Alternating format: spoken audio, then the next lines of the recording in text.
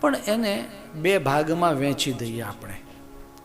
કેટલાક છે એ ક્રિયાવતાર છે અને કેટલાક છે એ જ્ઞાનાવતાર છે. બરાબર સમજી લેજો. ક્રિયાવતાર એટલે જો ભગવાનની અંદર બે શક્તિઓ છે, એક છે ક્રિયા શક્તિ અને બીજી છે જ્ઞાન શક્તિ. જેમાં આ બંને શક્તિઓ દરેકે દરેક અવતારમાં હોય, પણ એક શક્તિ હોય એની અંદર ગુપ્ત રહે, સુષુપ્ત રહે, અને બીજી શક્તિ એકદમ પ્રકટ હોય. દરેકની અંદર એક શક્તિ હોય એ પ્રકટ હોય અને બીજી હોય એ ગુપ્ત હોય. તો કેટલાક હવે એમાં સમજી લો કે ક્રિયા શક્તિ પ્રકટ હોય તો એને ક્રિયાવતાર કહેવાય, અને જ્ઞાન શક્તિ પ્રકટ હોય તો જ્ઞાનાવતાર કહેવાય. સમજ में आ रही बात? દાખલા તરીકે ભગવાને ગોવર્ધન ધારણ કર્યો તો ક્રિયા કરી કહેવાય, તે ક્રિયાવતાર કહેવાય. બરોબર સમજ में આવે? સમજાય છે ને? અચ્છા, હવે મારે તમને એમ પૂછવું છે, આ કેટલાક ક્રિયાવતારો છે અને કેટલાક છે જ્ઞાનાવતારો છે. તમારે ખાલી કહેવાનું કે આ ક્રિયાવતાર છે કે જ્ઞાનાવતાર. ઓકે, આપણે શરૂઆત કરીએ સનત કુમારોથી. સનત કુમારો ક્રિયાવતાર કે જ્ઞાનાવતાર? જ્ઞાનાવતાર. Fine, very good. વરાહ ભગવાન ક્રિયા અવતાર. ઓકે, બહુ સરસ. આ બધાની વાત શ્રીમદ ભાગવતના પહેલા સ્કંદના 3 અધ્યાયની અંદર કરી છે. મહાપ્રભુજીએ એને ક્લાસિફાઈ કર્યું છે કે આ ક્રિયાવતાર કહેવાય, એની ડેફિનેશન બતાવી અને બતાવ્યું કે હવે તમે એને ડિફાઇન કરો, તમે એને ક્લાસિફાઈ કરો. વર્ગીકરણ ગુજરાતીમાં કહેવાય કે આ વર્ગના છે કે આ વર્ગના છે. ઓકે, તો દેવર્ષિ નારદ ક્રિયાવતાર કે જ્ઞાનાવતાર? જ્ઞાનાવતાર. સુંદર. નરનારાયણ નામના ઋષિ જ્ઞાનાવતાર. Very good. કપિલ ભગવાન જ્ઞાનાવતાર. એમણે મા દેવહૂતિને જ્ઞાન આપ્યું ને એટલા માટે. પછી દત્તાત્રેય મહારાજ જ્ઞાનાવતાર. હા, એમણે પ્રહલાદજીને, અલર્કને, યદુ મહારાજને જ્ઞાન આપ્યું. એટલે બાપજી, ગઈકાલે બાપજીનું શું હતું? કાલે રંગઅવધૂત મહારાજનું કંઈક હતું. કાલે એમણે લખ્યું છે, બોધ્યા યદુને પરશુરામ સાધ્ય દેવ પ્રહલાદ અકામ. યદુ, પરશુરામ, સાધ્ય દેવતાઓ અને પ્રહલાદ, આ બધાને જ્ઞાન આપ્યું છે એમણે. કોણે? દત્તાત્રેય મહારાજે. તો દત્તાત્રેય મહારાજ એક જ્ઞાનાવતાર છે.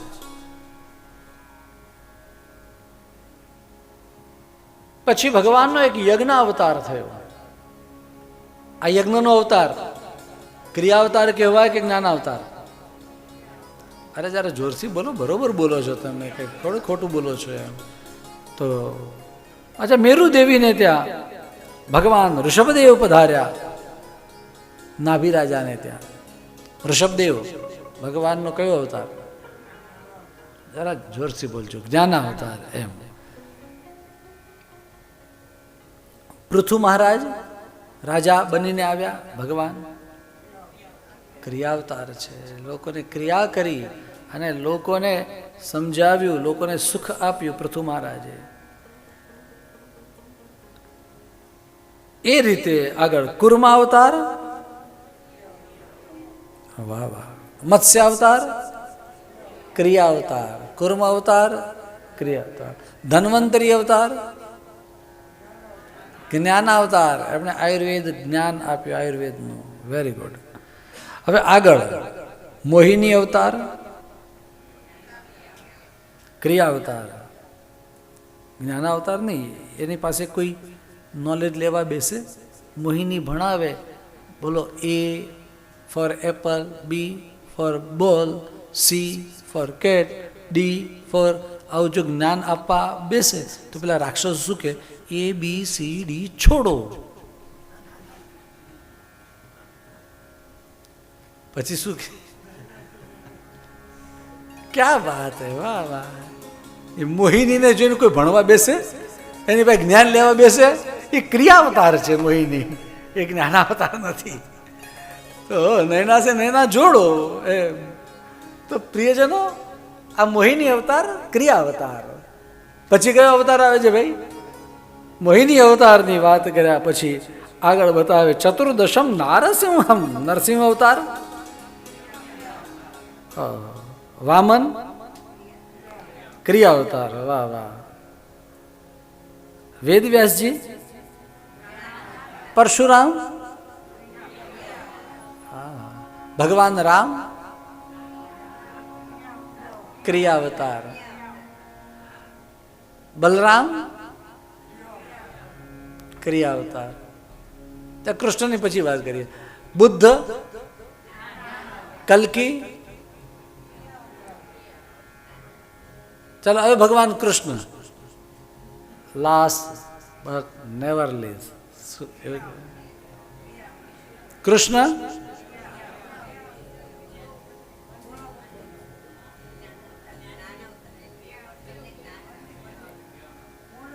તમે નક્કી કરો. નહીં પણ ક્રિયા અવતાર કે જ્ઞાન અવતાર?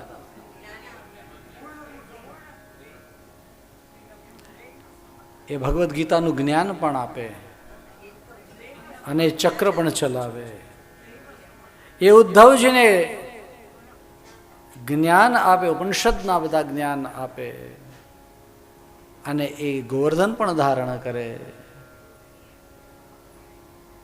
એ જ્ઞાનાવતાર પણ છે અને ક્રિયાવતાર પણ છે. જ્ઞાન ક્રિયો ભયયુતા. મહાપ્રભુજી ભાગવતાર્થ પ્રકરણમાં કહે કે એની અંદર જ્ઞાનાવતાર, એ જ્ઞાન અને ક્રિયા બંને શક્તિ એની જાગૃત છે.